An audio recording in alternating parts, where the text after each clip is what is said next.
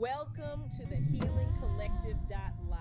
Name is Tony, host of the Healing Collective Live, and I have with me today the fabulous Lauren Clark. Hi, Lauren. How are you? How is it going? And what's new with you? Oh my God. Thank you. I'm very maybe it's a moment, but I feel I'm just very present right now. And so right now I'm great. Right now I'm just here to talk to you, here to connect, share my story. But life is full. My gosh, I can't tell you how hard I've worked to just remember that everything you need is in the moment you're in. And I'm still working to remember that, I think it's part of the human condition where, we want to change the past, we want to jump ahead into the future because we're so uncomfortable with uncertainty. But literally, whenever I just focus on what is happening right now, I can immediately just reverse any bad mood. And yeah, so yeah, it's like a tool, but it's getting easier to use because it works. Like I genuinely I'm like, oh my God, my life, when I just take it moment to moment like that and just decide to be in a good mood for no reason, happy life. Like it's really simple. So, how did you get into the healing? How did you transition from performer to this healing centered work that we both do? Yeah. Oh, that's such a good question. So immediately that makes me think back to 2020. I don't know if you Hmm. recall anything particularly out of the ordinary about that year, but yeah, it was, come to Jesus moment, as I'm sure it was for a lot of us. But at that point, I had been living in New York since 2012 is when I moved there. So Okay. almost a decade.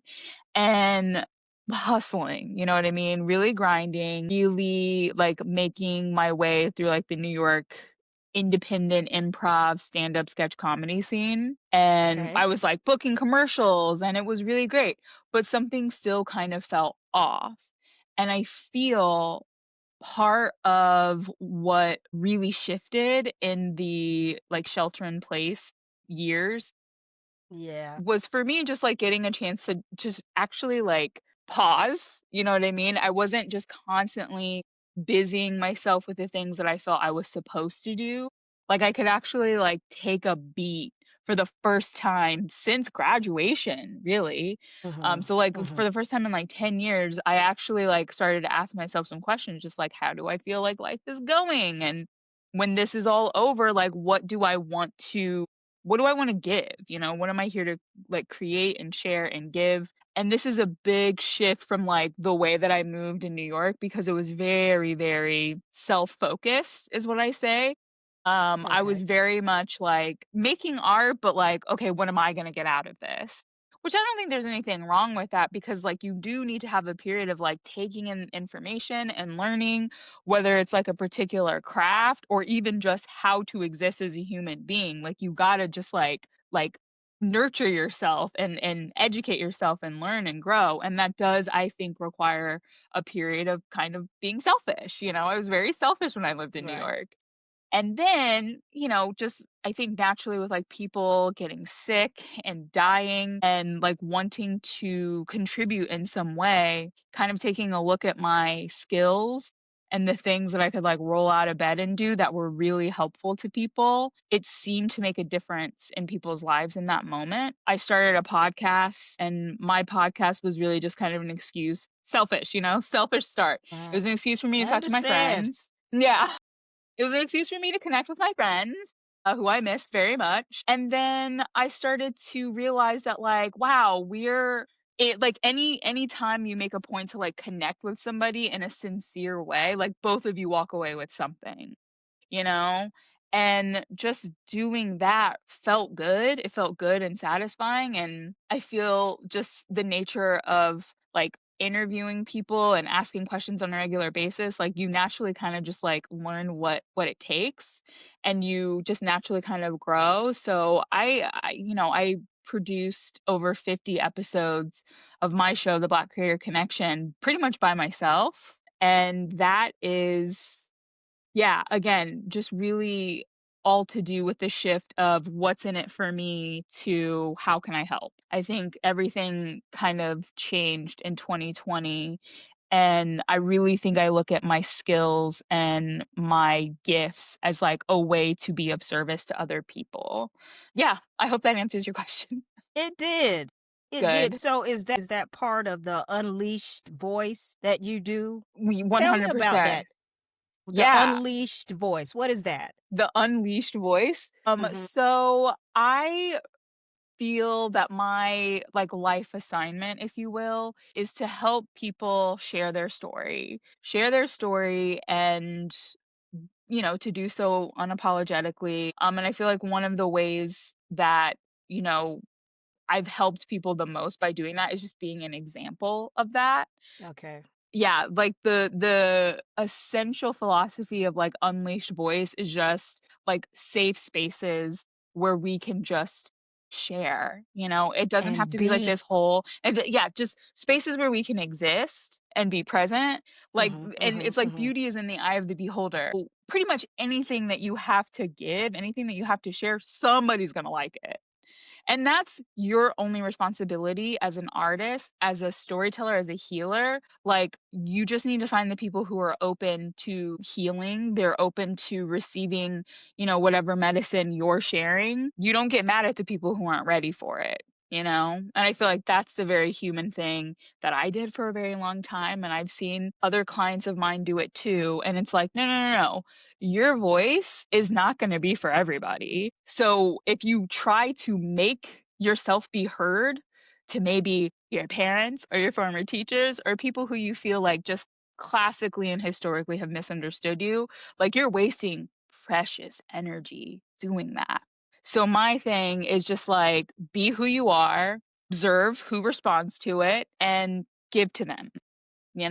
And this means also constantly being okay with pivoting. It's very hard. It's very hard to do. You think this person over here will be lifelong friends, and then they move and you lose touch, and just life is very funny. And I think Yeah. it's all Yeah. temporary. We're just constantly in motion, constantly changing. So to really like be who you are and appreciate where you are today, because who knows, like it might not ever be like today ever again. So I yeah. don't think it will be. It I won't. don't It's think so yeah, oh, there's today the is abundance. today. Yeah. Right. Today is Right, today. right. The number of choices you make, the way things unfold, the way things have to happen, it's never the same. But it kind of is. Multiple Mhm, truths can mhm. be here. We can allow multiple things to be true, but I think to just lean into that aspect of the abundance, if you will, the abundance in choice, all the things that I get to do versus the things that I have to do, like it's all such a blessing. When you say your clients, who do you generally work with? I work with people who are identifying first as aspiring artists Okay. and perhaps have a longing to live a creative life, one where they like want to make money essentially from the art that they produce. And the journey that I take people on is just basically helping them to do that without burning out and without completely destroying their nervous system. So I feel there's a lot of people who are like creative hobbyists, and that's Mm, totally fine. But I do believe, yeah, I feel that for the most part I am working with people who like want to be like game changers and leaders, okay. and Okay. yeah, they want platforms where it is genuinely one about like making art, but being of service to the world. So I end up getting a lot of like multi passionate artists, people who love being in front of the camera as well as being behind the camera. And I think another big part of my service is just helping people focus on one thing at a time, simplify things, not scatter themselves too much. Because, yeah, truth is, all of it's possible, but Right. all at once, it's a little tough. It's like, yeah, I also, as a coach, have a coach. And my coach was literally just talking to me about this very thing where he was like, listen, if you only had 1 year to like either run a marathon or climb Mount Everest, are you going to try to do both of them within that year? And then you end up kind of half-assing both. So Yes. I feel like the work is just helping people to like really get clear about the vision that is their creative life, and then we reverse engineer it. Because Okay. what happens a lot of the time is because we are living in the age of information, there's so many options, there's so many possibilities. People get really, really tripped up in what they could do. Instead of deciding what must happen, they get really into the, oh, well, I could do this and that and that. And I have so many gifts, I have so many ideas, Mhm. but you're overwhelmed by how many ideas you have. So you don't actually do anything. Mhm. I'm Mhm. that 'Cause I'm you that over here, over voice. here, over here. Exactly, exactly. You're perhaps loving the state of awe and the state of wonder at all of the possibilities, and I'm saying this because I've been there, where, like, this Mhm. was part of, like, my swimming in circles and just, like, doing the most and kind of getting nowhere, you know what I mean? It's like Okay. I'm working, like, 70 hours a week and have very little to show for it, so I really had to, like, I had to get clear about some things myself. So I do the thing that has helped me personally as well as, other clients that I've worked with. And the thing that has helped you personally is what? I know I read something Simplify. that talked about Yeah. shifting the inner critic.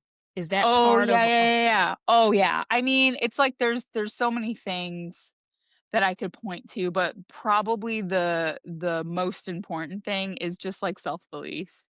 Mm, Self-belief, and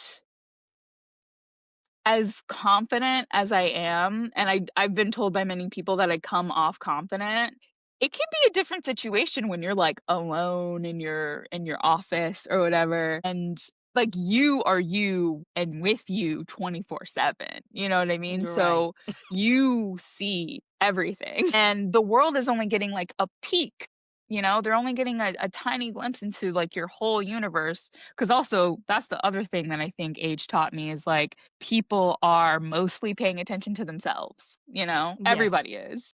And Yes. so, yeah, like it's like this balance of learning that, your mistakes or your failures are not like they're not earth shattering, And probably there's other people out there who've made similar mistakes. And can we find a way to like make those mistakes part of the tapestry, It's all part of the process, essentially. So that I think informs my own self belief because I really do believe, like, I am always exactly where I need to be, right? If it feels uncomfortable, I'm still where I need to be.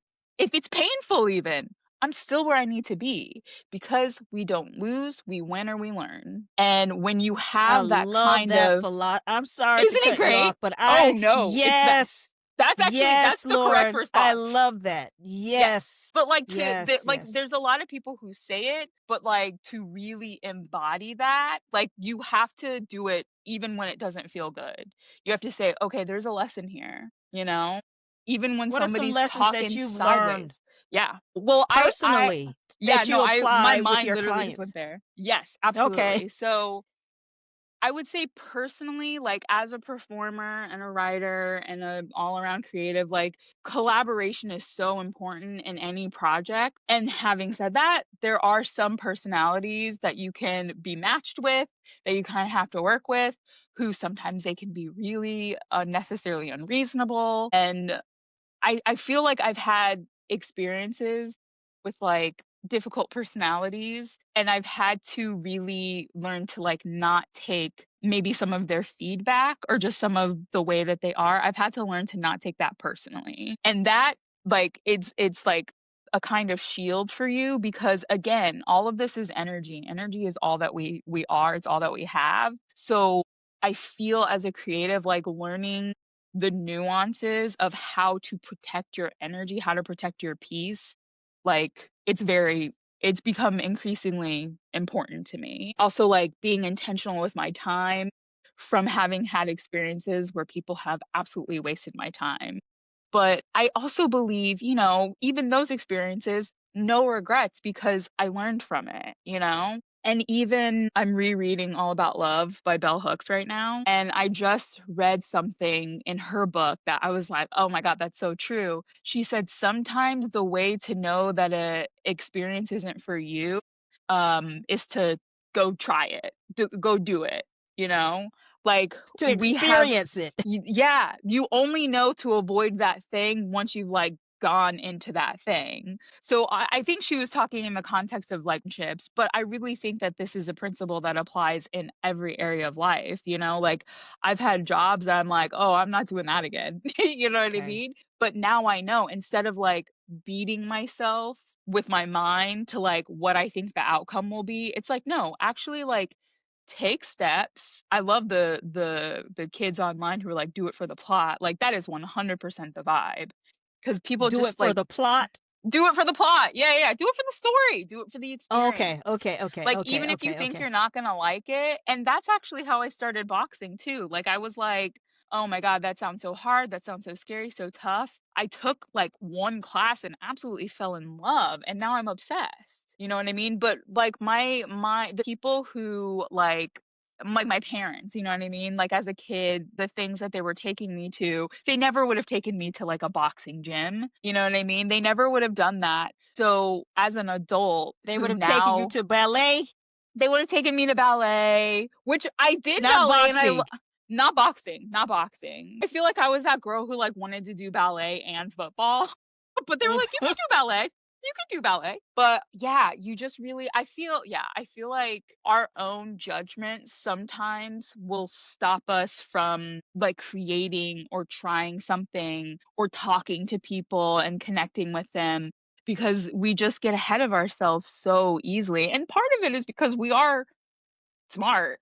You know what I Right, mean? right. Sometimes I be thinking things and I end up being right, but sometimes I'm wrong, you know? I'm not always right. And I think you just kind of have to be your own like bullshit detector. And the best way to do that is to just be about action, you know, as much as you can. How do you help your clients detect their own bullshit? What Mm, would be some steps yeah. or, how do you help them realize that, hey, that's not you talking, that's that Do you inner know critic. God, yeah. Go ahead. I feel the thing that is so amazing is like I very rarely have to be like, you know, I call bullshit. You know what I mean? I very rarely have to do that. Literally, when people hear the things that they think and they say it out loud, you know what I mean? And like I'm like, okay, like say that again. You know what I mean? I feel like sometimes my job is to just point out like, okay, you have this belief about yourself and like all of these limits and the reason why you can't, how you ain't got no time, you ain't got no money, but like, is that how you want this to continue? Like, is that what you want? Okay, so why are the thoughts that? You know, like, let's really examine some of these patterns. So, yeah, a lot of what I do is just kind of like pointing out when people are particularly hard on themselves. And then we might try to like reframe a more productive way of thinking. Like some not like affirmations or anything like that. I don't have anything against affirmations, but I think what's difficult about affirmations for people sometimes is that it just feels just like a thing somebody Fake. told you to do. So it's like checking Yeah. boxes and you don't know why you're doing it. Affirmations need to be emotional. So that is something that I think because as a performer, you know, I've learned to like play with emotions and different emotional states and things like that in a coaching or like a workshop setting. I feel part of my strengths as a leader is like taking people on like an emotional journey cuz we don't feel. We like people out here are What does that just entail? The oh emotional yeah, journey. the What would that emotional entail? journey. The emotional journey, again, it's like asking people about the vision, right? What is the vision of your life? And I think, you know, just from doing it a bunch, first of all, again, from doing it with myself and feeling when I wasn't going deep with it, you know what I mean? I think that has gifted me the ability to spot when like other people are just kind of staying at the surface, which there's nothing wrong with that. There's nothing wrong with being at the surface. Everything doesn't have to be deep, you know? Right. But there's a time and a place. Yeah. There's a time and a place for it, 'cause I also get it, like, we can't be, like, freaking crying our eyes out because we have all all the these time. epiphanies at work, yeah, like, I get it, sometimes you do gotta, like, hold it down, but Mhm, mhm. you also gotta give yourself space to, like, feel and release and, like, sit in some stuff, like, we're constantly I'm talking about just, like, humans in general, like, it feels like humans are constantly either trying to escape the pain or they're trying to chase pleasure. And what I am, I suppose, I'm Mhm. preaching to people, can you just be curious? Can you just be aware and not judge the pain as bad or the pleasure as good? But just say, "This is what it is, and what can I do with it? What can I use this for? How is this showing me more of me?" Because that's the journey, you know? Whether you're making art or you're building a business, it's all just a reflection of you, I got 2 questions, not right? 1. Love it. What what has brought Lauren to this place? Because you seem so rich and full, and you don't get that by just, books. That Yeah. comes with experience. That comes with some life stuff. Because even with something that you said, I thought, wow, she's at this stage and she has learned that. It took me years to get to the place where I had to learn some of the things that you talked about. It did. I mean, it took me today years old. I learned some of the things, even Yeah. about the self validation, the quieting my inner critic, which was Yeah. loud, but was also attached to some of the people that I was associated with. So just getting to that point at this stage, what has happened? So many things, girl. You know, I feel yeah, it's a tough question to answer because I feel Okay. like there have been seasons in my life where I believe the universe was like creating circumstances for me to like be who I am right now, but I wasn't ready. You know what I mean? And so I can think of like a few periods in my life where like I was probably like partying so that I didn't have to like think, you know what I mean? And just like yeah, self-medicating and not taking care of myself so that if I'm always exhausted, then I don't have to, do anything for anybody but myself. But Mhm. I think it's just a combination of like struggle, and life kind of like breaking me down. I'm Mhm. sorry. I'm laughing at that because it's like hard no matter what you do. Okay. But I also Okay. believe, like, I don't know why I'm laughing at this. Like, I'm like, life is definitely harder now, you know? Mm. Things are much more complicated, it's much more complex, but I love my attitude. And I think I it's do really too. just, yeah, thank you. I really think it's just a matter of choosing to take on all of like every aspect of life, all of it's a practice, you know? I Okay. say Okay. I've said 1,000 times throughout my life, maybe more, trust the process, trust the process, trust the process. That means even with your pain. Cuz like pain in your body is indicate it's like pointing at something, right? It's not just there for no reason. It's there for a reason, and it's to get your attention.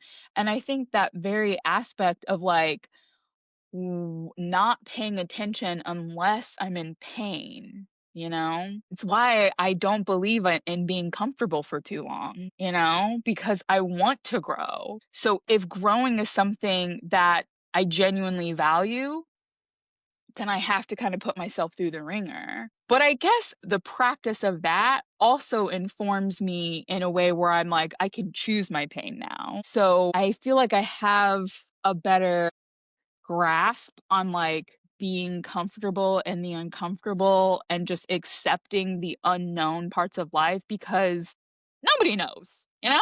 Nobody freaking knows. So why do I think I have to? You know what I mean? Like I can just focus on, nurturing the slice of life that's in front of me and again, taking things moment by moment, trusting my intuition, building my intuition and just being okay with the fact that, like, pain is the best teacher. It's teaching all the time, you know? Thank you. Yeah, thanks for that's a really great question. I'm like, I'm gonna journal about that some more. Thank you. Last question. What's one takeaway from what you do that you would want others to know? What's one thing that you would leave to the people who will see this? Well, I feel like I already said, like, the thing about, like, reverse engineering your life. I'm very, very passionate about that, like, deciding who you wanna be, what you wanna give, and then anything that isn't that, you gotta say no, you know? I think for creatives, it's or just really for anybody, it's not about saying no to the things you don't want because that's easy, you know what you don't want. It's easy to say no to that. Sometimes you have to say no to things you actually like for the thing that you love, you know? And to just pick one thing, devote yourself to it, and trust the process. And I think, sorry, now I feel like I also have to say this mantra because I was hanging out with a former client, but she's also a friend now. We went to this like little street fair over the weekend and she like took me aside at one point and she was like, listen, you remember that one time you told me my day begins the night before? She was like, I'm actually using that and it's helping me a lot. And if there's like one actionable thing I could give to your listeners, that's the mantra. My day begins the night before. If you take like 10 minutes, before the next day, and I like this is a thing of preference. I don't like to do it right before bed because I'm usually pretty sleepy, but like around 4 or 5 Mhm. before dinner or something like that, I will sit and say, okay, what are the 3 things that have to happen tomorrow? If I only get one thing done, what is the one thing that has to happen? And I try to make sure these tasks are all actions so that I'm in a state of like moving the needle forward every day, just a little bit.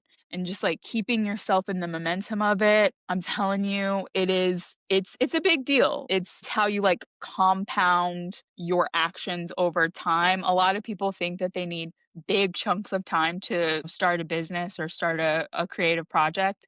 You could do incredible things like starting off with like 20 to 60 minutes a day. But it takes just a little bit of like, just like 10 minutes of like future planning and then the rest of the day be in the moment. It's just like one little thing that I would love to share. Share. And thank you for sharing. Do you You're have so anything welcome. else? I mean, I feel like I You don't could. have to. I'm just wondering. Yeah. You said what? Oh man. I feel like I could. Like I'm like, let me like Okay. sit for a second. Yeah, I mean, God. Now I'm thinking of, a few of my clients right now who are just incredible. And I feel like I'm gonna share this with my clients and yeah, so you know who you are if you're listening to this, but I'm thinking right now that like for the people who are like so super duper close, like when you're close to the breakthrough, you're close to the launch, you're close to getting the thing that you actually want, just remember there might be a part of you that wants to pump the brakes. This is a sign. This is a sign that you're on the right track and to just keep going, Like it's going to feel hard and impossible before you actually do it. So just keep swimming. Just keep swimming. Just Thank keep you. going. Yeah, it's going to work out. That's funny you would say that, Laura, because I just posted something with the was it Dory? The little Dory? this Yeah, yeah, the, yeah. That's what yes, where she said, she's yeah, it's iconic. keep Yeah. swimming, just keep swimming, just yeah, Yes. I because that's how I mean, feel. So even though that's so that was for true. your client, I'm going to receive it. Thank you. I'm going to keep Beautiful. swimming. It's for whoever needs it, my love. I'm so happy. Yes. Wow. Lauren, you have a beautiful spirit about you. I mean, not only are you beautiful on the outside, I'm serious. You just radiate this beautiful aura. So, thank Thank you. you. This Thank has been a you. That's so pleasure. nice. Yeah. Yes. And like, oh God, this platform of yours. Yeah. I love what you're Mhm. doing. I love Mhm. like, yeah, more of this in the world. So thank you for all that you do too. And I'm so happy that I could share today. Thank you, Lauren. Okay, Mwah. I'm stopping now. I need to. Oh my God, amazing. No, I was just thinking about like because we're going into like winter and I feel like there's like a kind of like energetic shift, obviously, maybe Mm-hmm. through the seasons. And like us being a part of nature, it's like why would that energy also not affect us, you know? Of So I course it does. feel like winter is very much time to dream, time to like get cozy and like write and journal and honestly go ghost, you know? Like I'll see you on Thanksgiving Day, but like the day after Thanksgiving I'm going to be under the covers in my blanket. You know what I mean? And like then there's like spring, which is like, you know, literally like the snow's melting away, the birds are starting to hatch, and it's like there's life that's like peeking It's out. new. But I Mm-hmm. know for me in the spring, one thing I have to be really careful of is to not burn the candle at both ends. Because it is so easy for me to go from like, okay, well, I just rested. Now let's like, you know, Mm-hmm. and so, yeah, to just remember, like, it's just for like taking some steps, but you don't have to like go full blast off until the summer. So, summer Mm-hmm. energy is like, I personally don't need as much sleep in the summer. I get a lot of energy from like being out with my friends and being in the sunshine. Sun. And then the fall is like, we're reflecting, we're reassessing, and we're like literally planting seeds and preparing for the big rest, right? Mm-hmm. So I'm kind of like at the tail end, I feel, of like that reflect and digest and kind of like really, really ready for like the new year who dis energy. Mm-hmm. 2026 is around the corner, so I'm like, I'm ready to dream. I'm ready to dream again. And just like Mm. really figure out not just, you know, I mean, I know the closer we get to January 1st, people will, you know, make resolutions and things like Of that, but course. yeah, and I feel like I've learned to give myself, instead of just giving myself like a day or like a week leading Uh-huh. up to January 1st, like what if I gave myself like 2 months? You know, what if I gave myself like two Mm. months to set realistic resolutions? And I just have really like the last few years where I've been like that, going into the year has felt a little less overwhelming. So just remembering, you know, it's all a marathon, it's not a race, but just like honor the season that you're in and again, trust the process. Thank you, Lauren. Thank you.